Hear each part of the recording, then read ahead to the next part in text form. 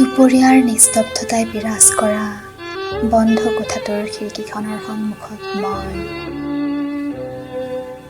পচুৱাজাকৰ পৰশত অধীৰ উত্তেজনাত কঁপি উঠিছে খিৰিকীৰ পৰ্দাখন। বতাহজাকে পৰশা মোৰ আউল বাউল চুলি। এতিয়া যৌৱনা ফাগুনেও বাউলি কৰিব পৰা নাই মোক।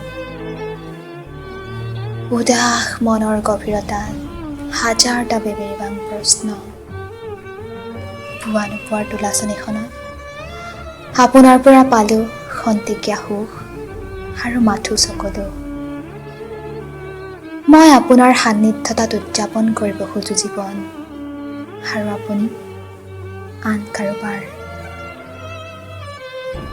মই আপোনাৰ স্মৃতিবোৰক জীপাল কৰি ৰখাত ব্যস্ত, আৰু আপুনি আন কাৰোবাৰ সৈতে নতুনকৈ স্মৃতি গঢ়াত ব্যস্ত। এই বাউলি পচুৱাজাকৰ মাজত বিচাৰি ফুৰো এৰি অহা ফাগুনক, য'ত মই আপোনাৰ হাতত ধৰি সৰাপাত গছকি পলাশ ৰঙী সপোন ৰচাত ব্যস্ত, য'ত আপুনি মোৰ ঢোকালত হাঁহিৰ ফাকুহনাত মগ্ন। আপুনি যে মাজে মাজে কৈ উঠে, সিউতাটোৰ মাজেৰে মই এদিন সেন্দুৰীয়া আলি বান্ধিম, এই বাটেৰে আমি ভৱিষ্যতলৈ ধাপতি মেলিম। আউল লাগিল জীৱনটোত তাঁতৰ সূতাৰ শালিকি যুটীয়া গাঁঠি লগা দি। পাকবোৰ খুলি চিঙা সূতা যোৰা দিয়াৰ সামৰ্থ্য মোৰ নাই। সলনি হৈছিল সময়বোৰ। আপুনি যে আজিকালি বহুদিনৰ অন্তত আহে, তোমালৈ মনত পৰিছে বাক্যবান প্ৰয়োগ কৰি। পৰিবই দিয়কচোন।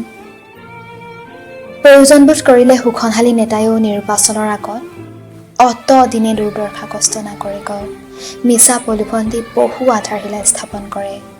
আপুনিতো কেৱল মোক ঠেহ লগা সৰু শিশুক ফুচুলাই লোৱা দি, উপহাৰৰ টোপোলা দি মিঠা মিঠা কথাহে কয়। এয়া সৰু কথা। আপুনিতো ফাগুন আহিলেহে মদাৰ জোপাৰ ওচৰলৈ যায়। এনেইতো মদাৰ এলাগি।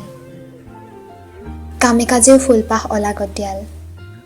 মদাৰ কেৱল সৌন্দৰ্য উপভোগৰ বাবেহে। আপোনাৰ দৰে তথাকথিত ভদ্ৰ উচ্চ মানদণ্ডৰ আধুনিক পোচাক পৰিহিত মানুহৰ দৃষ্টিত ময়ো এপাহ মদাৰ। আপোনাৰ জীৱনত ফাগুন আহিল, মোক উপভোগ কৰি গুচি গ'ল।